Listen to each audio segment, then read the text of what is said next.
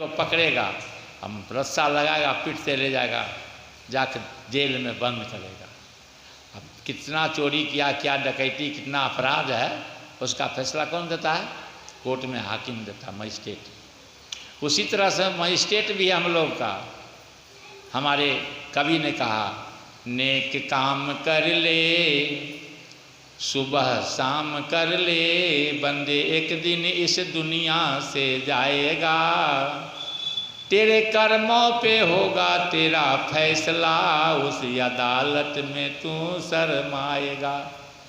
हम लोग जो करते हैं सत्संग, ध्यान, भजन, भूखे के रोटी देते हैं, सत्संग में कुछ दान कर देते हैं, ये क्या है? गुरु महाराज कहते हैं जो तुम नेक काम करते हो ना, कि तुम्हारा बैंक बैलेंस हो रहा है,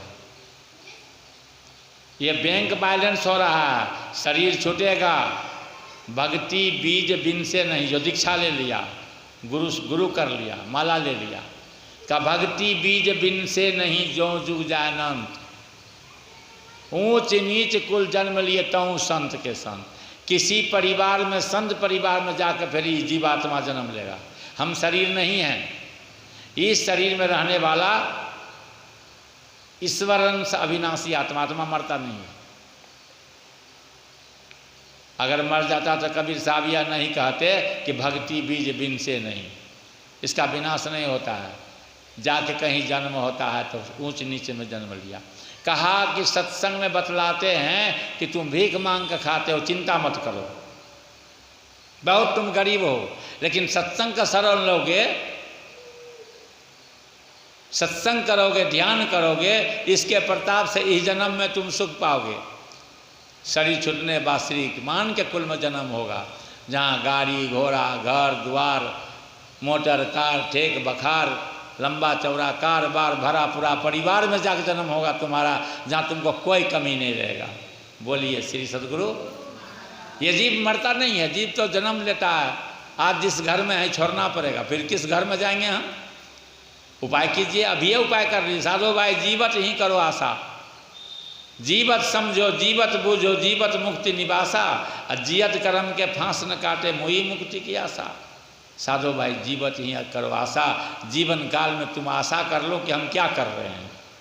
बहुत से लोग इसी संसार में, कोई भक्ति में, मीराबाई भक्ति में पागल, पायो जिमने राम रतन धन पायो, राजपाट सब त्याग दिया। मीरा राजा भोज की पत्नी थी, राजपाट को त्याग दिया और सत्संग में प्रवेश कर गया।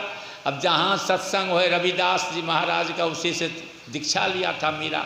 बड़े घर की बेटी थी और उच्च कुल की थी, राजपुतानी थी, लेकिन मीराबाई देखिए कैसी भक्ति की, पग घुंघरू बांध मीरा नाची रे। वह घुंघरू बांध के नाचती थी सत्संग में, कैसी पागल हो गई थी। मैं तो प्रेम दीवानी, मेरा दर्द न जाने कोई। बहुत भजन है मीरा का, बहुत दर्द है, मेरा दर्द कोई नहीं जानेगा। हम प्रभु का, हम प्रेम के दीवाना हैं, गुरु का प्रेम के दीवाना हम हैं, हमारा दर्द को कोई नहीं जानेगा। कैसी थी मीराबाई? भगवान कृष्ण की उपासना करती थी। नाचते नाचते नाचते भगवान का, कृष्ण का शरीर में, फोटो में, मूर्ति में ये अपना शरीर को विलीन कर दी, छोड़ दिया, कर निपटा हो गया मीरा। बोलिए श्री सद्गुरु। और सब आदमी हम लोग मरेंगे तो पार्थिव शरीर पड़ा रहेगा, लेकिन मीरा कैसी भक्ति की। मीरा को जहर का प्याला दिया गया, उसका परिवार के लोग, सास ससुर देवर।